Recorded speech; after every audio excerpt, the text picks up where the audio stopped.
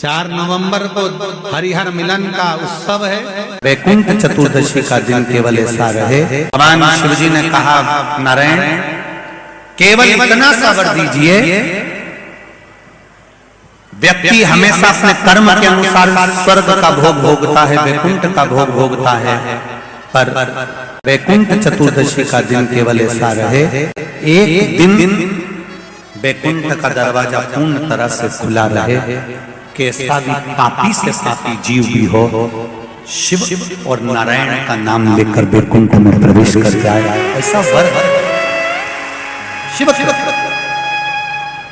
सबसे निवेदन है, बड़े आनंद के साथ में अपने घर में वैकुंठ चतुर्दशी का स्मरण करो।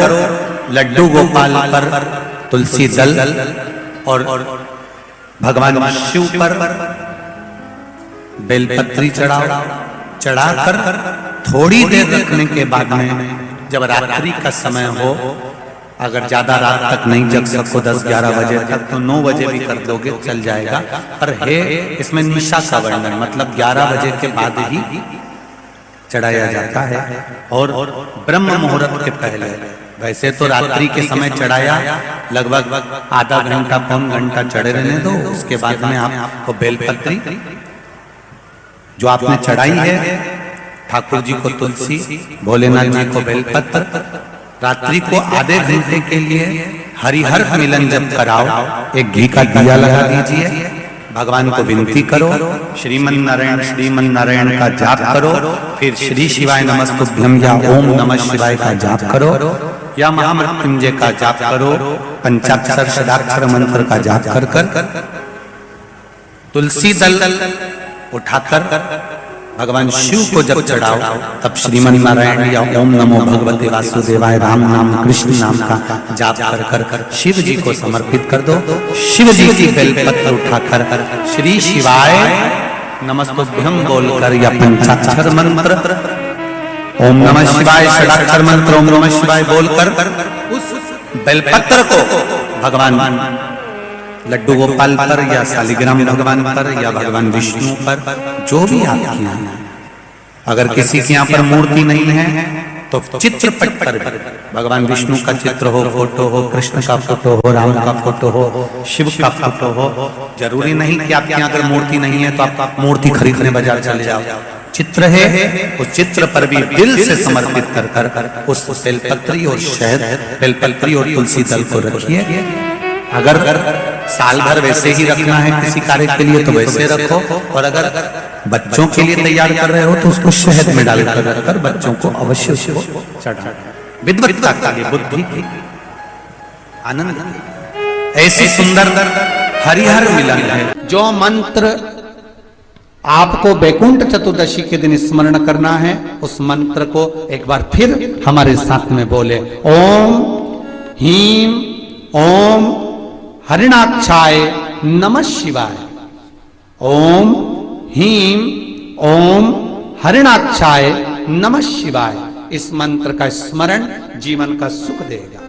जिनको ज्यादा रोग हो, बीमारी हो, तकलीफ हो, कोई व्यक्ति वेंटिलेटर पर पड़ा हुआ है, ऑक्सीजन लग रही है, उसके लिए भी 1 लोटा पानी, उसमें दूध मिलाकर 5 बेलपत्र रखकर आप वैकुंठ चतुर्दशी के दिन उसके नाम का पानी आप हरि और हर को समर्पित कर सकते हैं। अगर मंदिर बंद मिले तो पीपल के पेड़ के नीचे आप चढ़ा सकते हैं, उससे 3 या 4 दिन में आराम लगना प्रारंभ हो जाएगा। पर मंत्र का स्मरण यही करें, ओम हीम ओम हरिणाक्षाय नमः शिवाय। इस मंत्र को जपें, जो स्कंद पुराण का मूल मंत्र कहा गया है, उसका स्मरण करेंगे रोग बीमारी आदि को मिटाने। शाम को 6 बजे बाबा का हरिहर मिलन होता है। शाम के आसपास के गांव के लोग, आसपास के शहर के लोग आते हैं, हरिहर मिलन का दर्शन करते हैं, सुख पाते हैं, दीपदान करते हैं कुबेरेश्वर बाबा की धरा। और ये आज से नहीं, कई वर्षों से नियम से चला आ रहा है, कई वर्षों से पुराना चल। आप जितने भी ऑनलाइन कथा सुन रहे हो, आपसे निवेदन है, वैकुंठ चतुर्दशी के दिन अपने शिवालय में, घर के आसपास में दीपदान जरूर करो, दीप अवश्य लगाओ, हरिहर मिलन का उत्सव करो। बन सके तो रात्रि के समय पर जिनकी नेत्रों की ज्योति चली जाती है, आंखों से दिखता नहीं है, उसका उपाय भी वैकुंठ चतुर्दशी के दिन अवश्य करें हरिहर मिलन का। जो बच्चा पढ़ने में कमजोर होता है उसके लिए भी उपाय YouTube पर डला हुआ है, हमारे गूगल पर डला हुआ है। केवल एक दिन वैकुंठ चतुर्दशी का ऐसा होता है जिस दिन शालिग्राम भगवान को रात्रि के समय पर, हरिहर मिलन के समय पर भगवान शिव जी को तुलसा चढ़ती है और भगवान शालिग्राम भगवान को बेलपत्र चढ़ती है, और वो तुलसा और बेलपत्र को शहद की शीशी में भर कर रखा जाता है। फिर उस शहद को जो बच्चा विद्वान नहीं है, पढ़ने में कमजोर है, उसको दिया जाता है। कई लोग उसको नेत्रों में लगाकर नेत्र ज्योति को बढ़ाते हैं। बड़ी महत्ता, हरिहर मिलन की महत्ता का वर्णन। शिव शंकर अपने पूर्व कर्म का भोग मनुष्य को भोगना ही पड़ता है, ये शिवपुराण कर रही है। अच्छा कर्म करा, चुईया का जन्म पाया, चुईया का जन्म पाकर भी अच्छा काम कर दिया। दिए में जल पीने के लिए गई थी और उससे उसके मुख से बत्ती बढ़ गई, दिया और तेज प्रज्वलित हो गया। उसका पुण्य ये मिला कि विदर्भ राज के घर में ललिता बनकर जन्म ली, बेटी बनकर राजा के घर में विवाह हो गया, राजा के घर में भी श्रेष्ठ रानी बन गई। ये पूर्व का कोई सुख होता है जो हमको मिला। के महीने में जो दीपदान होता है, माताएं सवेरे घाट पर स्नान करने जाती हैं तो वहां दिया लगाती हैं। शाम को तुलसी का क्यारा, दरवाजा सब दूर दीपदान होता है। केवल कार्तिक के महीने में पूरे महीने जो दीपदान होता है वो शाम के समय पर, सुबह के समय पर, आप जब सुंदर कार्तिक स्नान कर रही हो तब, या शाम के समय पर दीपदान करती हो। पर पूरे कार्तिक के महीने में केवल एक दिन ऐसा होता है जिस समय शाम को दीपदान नहीं होता, बल्कि मध्य रात्रि में दीप का दान होता। कौन सा दिन है वो? पूरे कार्तिक के महीने में केवल एक दिन ऐसा होता है जिस दिन मध्य रात्रि में दीपदान होता है, ना सुबह ना शाम। हाँ, सुबह शाम आप तुलसी जी को लगा रहे हो अपनी जगह पर, पर तुम अगर कार्तिक के महत्तम का स्मरण कर रहे हो, कार्तिक का स्नान कर रही हो, कार्तिक नहा रहे हो, या कार्तिक का व्रत कर रहे हो, या पचवीगन का व्रत कर रहे हो, या भीष्म पंचक का व्रत कर रहे हो,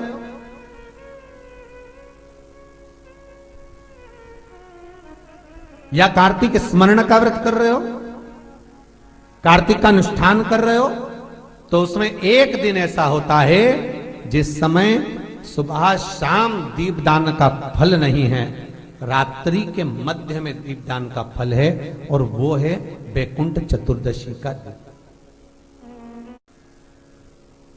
पूरे कार्तिक के महीने में केवल एक ही दिन रहता है जिस दिन शाम के दीपदान का फल नहीं है, मध्य रात्रि के दीपदान का फल। दीपावली पर जो दिए लगाए वो 11 दिए, 21 दिए, 5 दिए, 7 दिए, ऐसे लगाए जाते हैं। एकादशी के दिन जो दीपदान करा उसमें 11 दिए, 7 दिए, 21 दिए, ऐसा दीपदान होता है। पर वैकुंठ चतुर्दशी का जो दिन है महाराज, इस दिन रात्रि को 11 बजे से लेकर 12:30 के बीच में दीपदान होता है, और 14 दिए का दान होता है महाराज। इसमें 14 दीप का,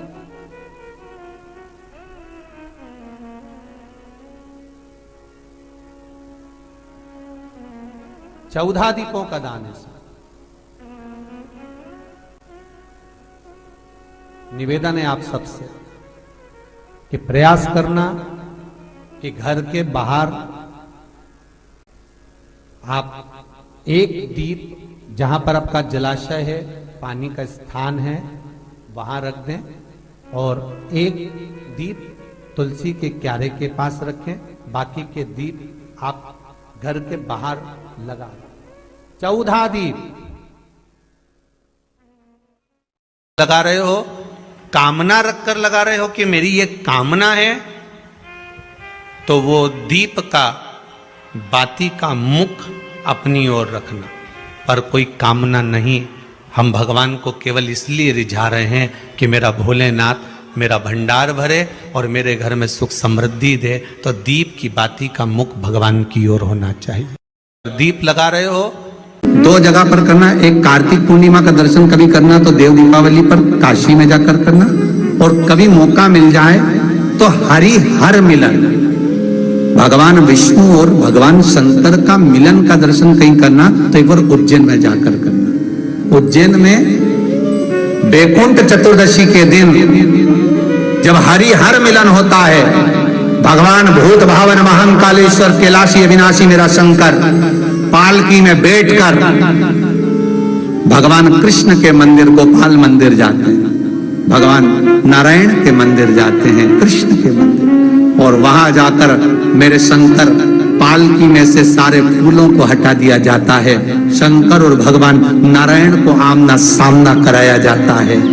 आमना सामना कराते समय भगवान नारायण के गले की पुष्पमाला गिरती है, शंकर भगवान की बेलपत्र गिरती है, नारायण की वो माला तुलसी शंकर को चढ़ाई जाती है, शंकर की गिरी हुई बेलपत्र नारायण को चढ़ाई जाती है, और पालकी 7 बार घूमकर वापिस महाकाल की उस मंदिर में पहुंच जाती है। कभी और दुनिया की इतनी आतिशबाजी की शायद भारत की भूमि पर कहीं इतने फटाके फूटते होंगे जो उस समय पर फूटते हैं जब हरि और हर मिलते हैं उज्जैन नगरी।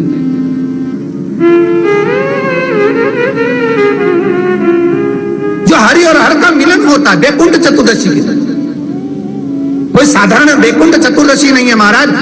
कथा कह रहे हैं, धनेश्वर अपशब्द कहता, ताने देता, शरीर बेकार हो गया, किसी काम का नहीं, किसी पर एक उंगली जब हम उठाते हैं तो ये 3 उंगली हमारी ओर जाती है। ये बात हम पहले भी कही। धनेश्वर इस चीज का स्मरण नहीं कर पाया कि हम गंगा नहाने वालों पर, नर्मदा नहाने वालों पर, कथा सुनने वालों पर, भजन करने वालों पर उंगली उठा रहा है। शरीर में रोग हो गया, बीमार पड़ गया, पिता बड़े दुखी थे। धनेश्वर के पिता ने ये विचार करा कि आखिर इसका उद्धार कैसे होगा।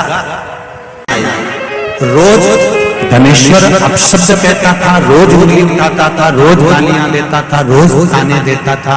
आज उसको नहीं मालूम था कि वैकुंठ चतुर्दशी का दिन है। काय का दिन है? जम के बोलो जरा, वैकुंठ चतुर्दशी का दिन। ये धनेश्वर को नहीं मालूम था। उसका रोज का नियम था, जो नदी नहाने जाए, नर्मदा नहाने जाए, गंगा नहाने जाए, कथा सुनने जाए, या मंदिर जाए, या देवालय जाए, या कोई सत्संग करे, या भजन करे, और या शब्द कहता फिरे। तो धनेश्वर आज फिर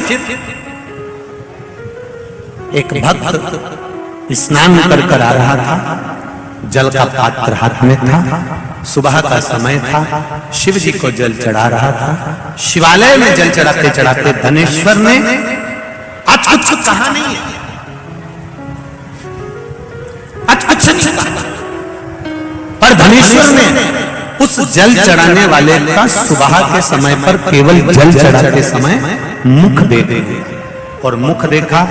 धनेश्वर चला, स्कंद पुराण कहती है धनेश्वर जब चला आगे खड्डे में जाकर गिर गया, गिरा, प्राण छूट गए। इतना बड़ा पापी था कि शरीर का कष्ट भी भोग रहा था। उसके बाद भी ये मरने के बाद नरक नहीं गया, अगर गया तो वैकुंठ गया।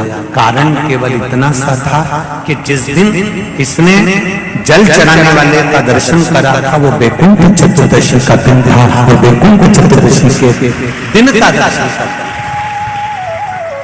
इसलिए सुन लो, जितने लोग आस्था पर कथा सुन रहे हैं, जितने फेसबुक पर सुन रहे हैं, जितने लोग भीकन गांव की पावन धरा पर सुन रहे हैं, आपने 7 दिन की कथा सुनी कि नहीं? हरि हर मिलन का दिन, वैकुंठ चतुर्दशी का दिन। अगर कथा तक पहुंच जाओ तो अच्छी बात, टीवी के सामने भी बैठ गए तो अच्छी बात, मोबाइल के सम्मुख में भी सुन ली तो बहुत अच्छी बात।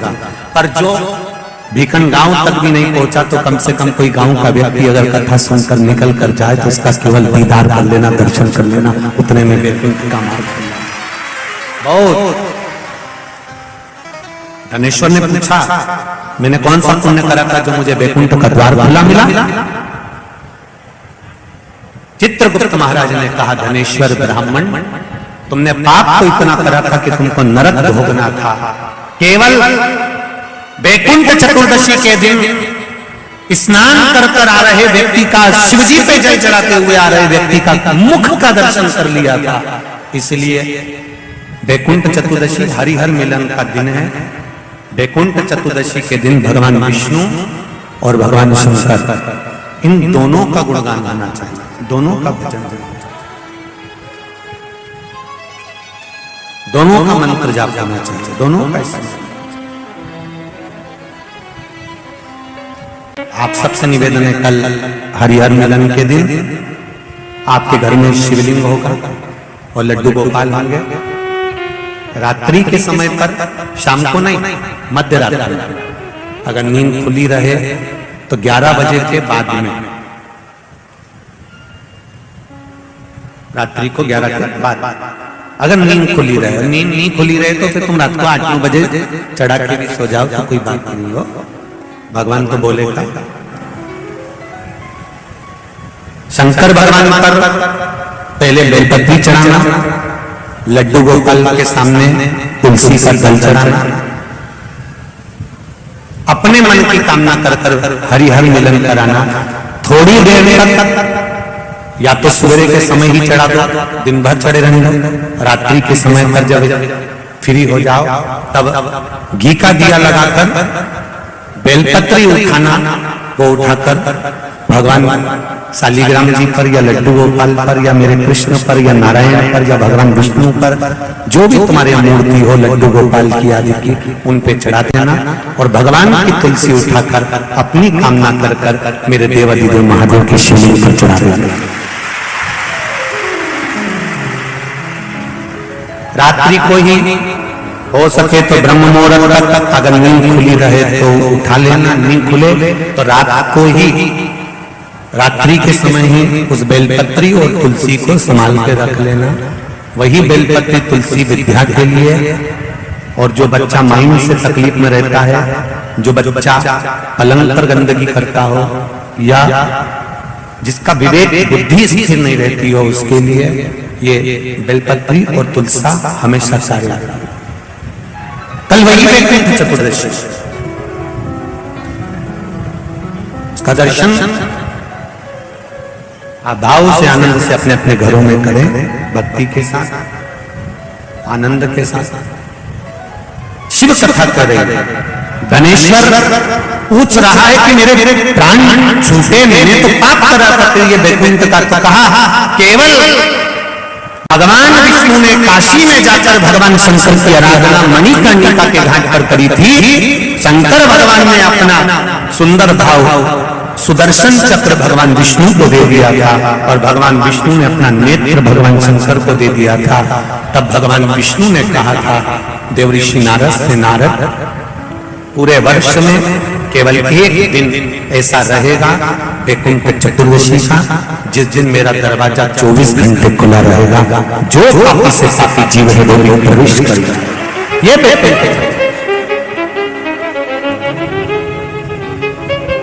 प्रयास करो, कल शिव जी के मंदिर में जाकर एक लोटा जल अवश्य चढ़ा, भगवान नारायण का स्मरण करें, राम नाम कृष्ण नाम शिव नाम भगवान की भक्ति का भजन कीर्तन करें। धनेश्वर के प्राण छूटे परम पद पाया। वैकुंठ में भगवान का भजन नहीं होता। वैकुंठ में तो आपको एक अच्छा सुंदर सा रूम दे दिया जाता है और वहां जाकर अपना आराम करिए, विश्राम करिए, समय पर आपके लिए भोजन पहुंच जाता है। और जिस दिन आपका पुण्य समाप्त होता है उस दिन आपको धक्के मारकर वैकुंठ से वापस फेंक दिया जाता है। जब आपका पुण्य, और शिव महापुराण की कहती है, कथा कह रही है, भगवान से नहीं डरना मत डरो, गुरु से नहीं डरना मत डरो, धर्म और शास्त्रों से नहीं डरना मत डरो, वेद और पुराण से नहीं डरना मत डरो, माता पिता से नहीं डरना मत डरो, घर के बुजुर्गों से नहीं डरना मत डरो।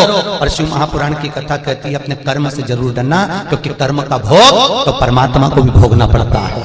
क्योंकि कर्म एक ऐसा प्रखर है जिसका भोग मनुष्य को भोगना है।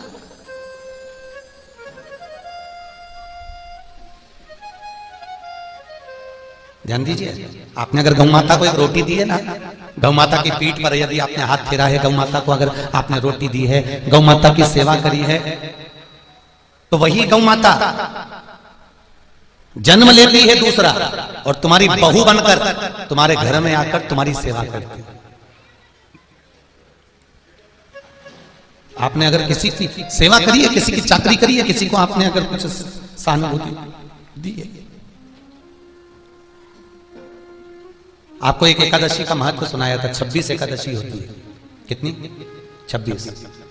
और उन 26 एकादशी का जब उद्यापन करते हैं अपन, तो उद्यापन के बाद में कथा आती है 26 एकादशी का महत्व। सुना है आप लोगों ने?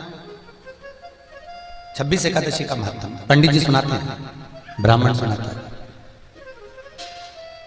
कि एक नगर का राजा, जिसका इकलौता लड़का, और एक ही लड़का उस राजा का, और वो लड़का का विवाह हो गया, घर में बहू आ गई, बहू आई, मात्र 2 महीने हुए थे बहू को आए हुए, और उस बहू ने आज राजा के लड़के की उस तलवार की म्यान को उठाकर देखा जिसमें तलवार रखी जाती है। उस म्यान,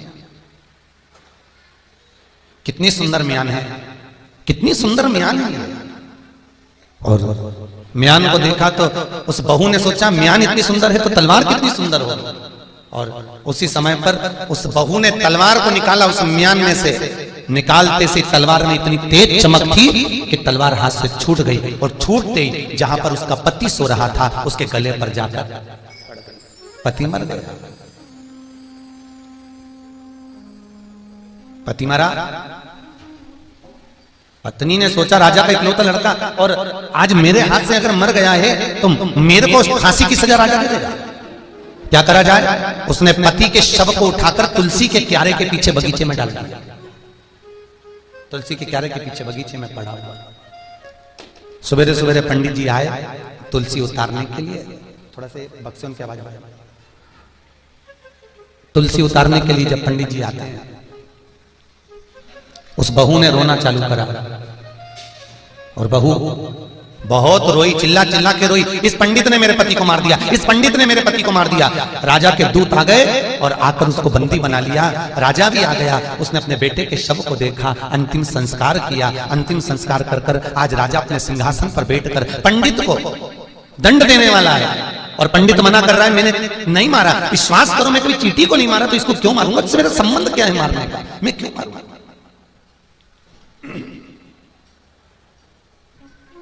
राजा को लगा कि ये पंडित कभी जिंदगी में किसी का अपशब्द नहीं करा, कभी किसी के लिए आड़ी टेढ़ी बात नहीं कही, कभी किसी को ताना नहीं दिया। तो फिर थोड़ा बेस कम करो, थोड़ा सा हल्का सा। इसने किसी को ताना नहीं दिया, इसने कभी किसी को गाली नहीं दी, अपशब्द नहीं किया, तो फिर ये मेरे बेटे को क्यों मारेगा? ये मार नहीं सकता, ये मेरे बेटे को नहीं मारेगा। पर सारे सबूत इस पंडित के खिलाफ हैं। राजा ने अपने सिंहासन पर बैठकर कह दिया, इस पंडित ने मेरे बेटे का सिर काटा है, जिस हाथ से इसने मेरे बेटे का सिर काटा है इसका वो हाथ काट दिया जाए। पंडित का हाथ कटा। पंडित अब मंदिर में सेवा नहीं करता।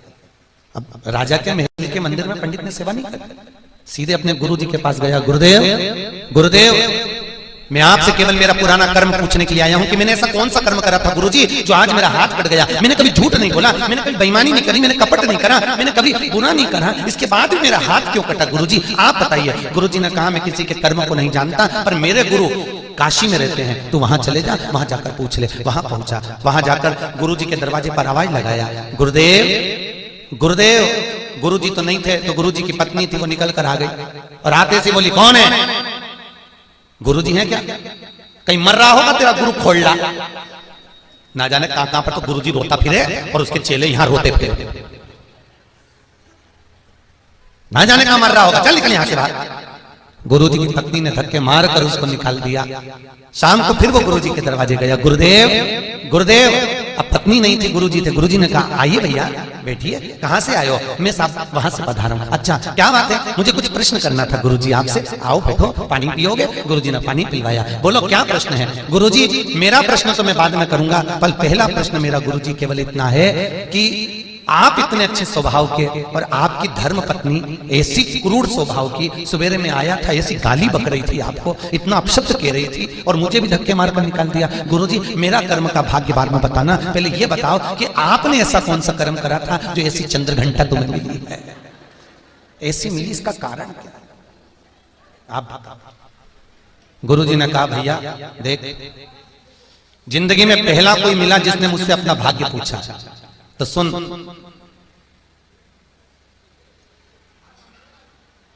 मैं एक कौवा था, गुरुजी बोल रहे, और ये मेरी धर्म पत्नी गधी थी। इसकी पीठ पर वजन ढो ढो के घाव हो गया था, एक फोड़ा हो गया था। मैं कौवा इसकी पीठ पे बैठता, अपनी चोंच से इसके घाव को खरोदता, ये गधी उचक उचक कर भागती। मुझे बड़ा अच्छा लगता। कई महीनों तक चला। एक दिन ये गधी मुझसे पीछा छुड़ाकर हरिद्वार चली गई। मैं इसको ढूंढता ढूंढता हरिद्वार चले गया, ये फिर मिल गई। मैंने फिर इसके घाव को खरोदा, ये दौड़कर गंगा जी में कूद गई। मैं भी इसके साथ गंगा में कूद गया, हम दोनों मर गए। मैं मरकर इसका पति बन गया, ये मेरी पत्नी बन गई। पहले मैंने अपनी चोंच से इसको खरोदा था, अब ये अपनी चोंच से मुझे खरोद रही है। तो जिसको भी ऐसी मिली हो जीजियो, समझ लेना आज का नहीं है। अरे बोलो तो, इसलिए हम बार बार कहते हैं मत बुरे कर्म कर बंदे वरना पछताएगा। भगवान की आंखों से तू बच नहीं पाएगा, तू बच नहीं पाएगा। गुरुजी अब आपने अपना कर्म कहा, पर मेरा कर्म, मैंने कभी झूठ नहीं बोला, कपट नहीं करा, बेईमानी नहीं करी, मैंने प्रपंच नहीं करा, तो फिर मेरा हाथ क्यों कटा? गुरुजी ने कहा जैसा तू अभी है, पूर्व में तू एक महान संत था, तूने संकल्प लिया था कि झूठ नहीं बोलेगा। एकांत में वन में बैठकर तू तप कर रहा था, वहीं से एक कसाई गाय को काटने जा रहा था, गाय उसके हाथ से छूट गई और वो भाग गई। इतने में कसाई ने आकर तुझसे पूछा तूने गाय कहीं देखी है? तूने नियम लिया था कि सत्य बोलेगा, तो तूने इशारा कर दिया गाय इधर गई है, और गाय उधर गई। कसाई गया, गाय को पकड़ कर लाया, उसने काट दिया। जो गाय कटी थी वो बहू बनी, जिस कसाई ने काटा था वो बेटा बना, और तूने इशारा करा था इसलिए तेरा हाथ कटा। कर्म का दंड कोई पूर्व में करा होगा। कई लोग कहते हैं हमारी बहू तो ऐसी मिली गुरुजी, प्राण खा जा रहा। कर्म का दंड है। कोई कहती हमारी सास ऐसी मिली। अच्छा ईमानदारी से बोलो, पहले के जमाने में लड़की डरती थी कि सास कैसी मिलेगी, सही है कि गलत है? कृष्ण शिव से मिलने के लिए आए, मेरे भगवान कृष्ण शंकर से मिलने के लिए आए, और बाबा भोलेनाथ जी भगवान शिव कृष्ण से मिले।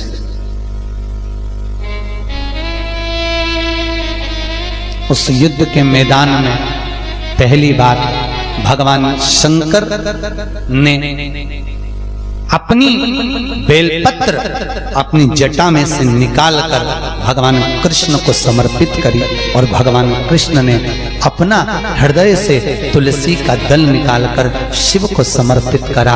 वही दिन हिंदू धर्म में वैकुंठ चतुर्दशी का दिन, हरिहर मिलन का दिन हो गया, जिस दिन शिव को साल भर में एक बार तुलसी आती है और ठाकुर जी को साल में एक बार बेलपत्र आता है।